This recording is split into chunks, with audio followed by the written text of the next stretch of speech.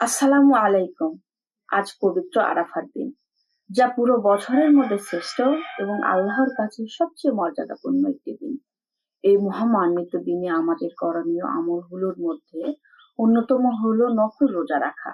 কারণ প্রিয় নবী সাল্লাল্লাহু আলাইহি ওয়াসাল্লাম আরাফার দিনে রোজা বিগত ১ বছর এবং আগামী ১ বছরের গুনাহ ক্ষমা করে দেন। এছাড়া আজকের দিনে আমাদের বেশি বেশি তওবা ও ইস্তেগফার পড়া উচিত, কারণ এটি জাহান্নাম থেকে মুক্তি পাওয়ার দিন।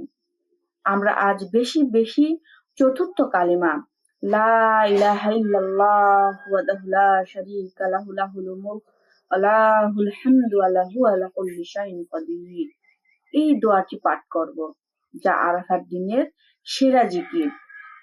সেই সাথে আসর থেকে মাগরিব পর্যন্ত সময়টাতে একাগ্রচিত্তে নিজের পরিবারের এবং পুরো মুসলিম উম্মাহর জন্য আল্লাহর দরবারে হাত তুলে দোয়া করব, কারণ এই দিনের দোয়া আল্লাহ কখনোই ফিরিয়ে দেন না।